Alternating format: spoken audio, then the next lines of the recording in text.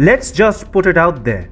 Japan is a changed country. It has transformed so magnificently into an anti-China power that Xi Jinping is losing his sleep.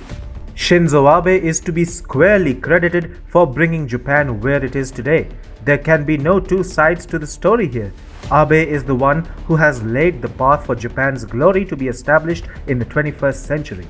While some of the biggest and most powerful nations try to evade the Taiwan issue and not infuriate China by extending support to Taipei, Japan is out there standing up to China. Shinzo Abe, the godfather of Japanese politics, made this possible. Had he not been around, Japan would have been the same non-conflict seeking nation, too busy with its own troubles. But Shinzo Abe happened, and now he is all set to visit Taiwan and put China's pants on fire. Hi and welcome. This is TFI Global, the foreign affairs and geopolitical analysis arm of the TFI Media Group. I am your host Sanbir Ranhotra, and in this video I will tell you how Shinzo Abe is pushing the Taiwan card even more aggressively. Let's begin.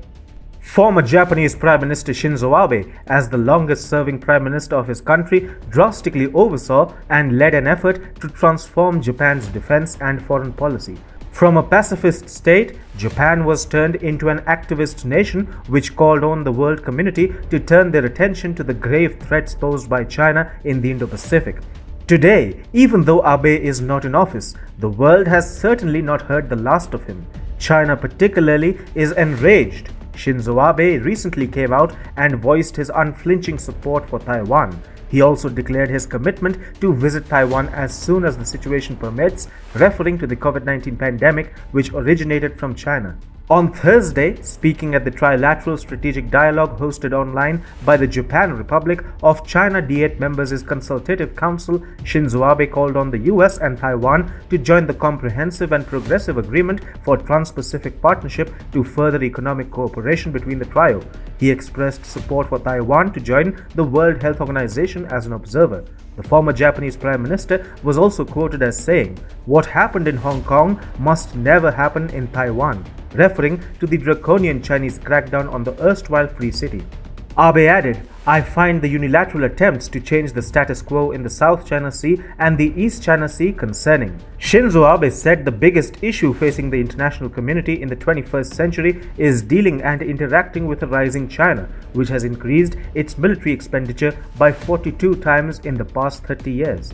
Meanwhile, in a recent interview, Shinzo Abe expressed a desire to visit the final resting place of Taiwan's first popularly elected president, Lee Teng-hui, if conditions allow.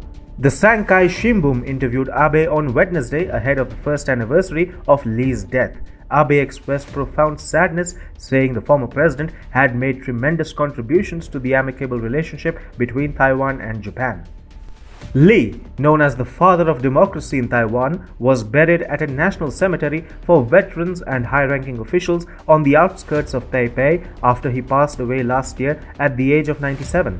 Taiwan's Ministry of Foreign Affairs has welcomed Shinzo Abe's wish to visit Taiwan and offered all necessary assistance to make the trip happen. Shinzo Abe's statements have not gone down well with China. Chinese wolf warrior Zhao Lijian, on behalf of the CCP, said, "Any attempt to create two Chinas, or one China and one Taiwan, will fail."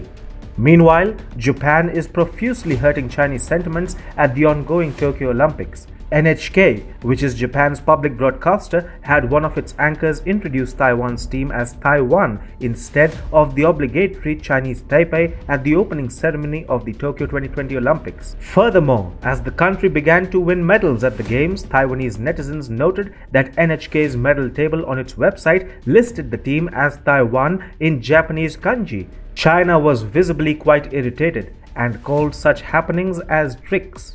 Earlier this month, Japan effectively abandoned the One China policy as it showed Taiwan as a separate and free entity from China in its annual Defense White Paper. In this year's White Paper, Taiwan is completely grayed out from the map of China and its combat theater commands. In previous Defense White Papers, Japan had displayed the island nation as a part of China. Japan has also committed to militarily protecting Taiwan along with the United States if China were to launch an invasion against the democratic island nation.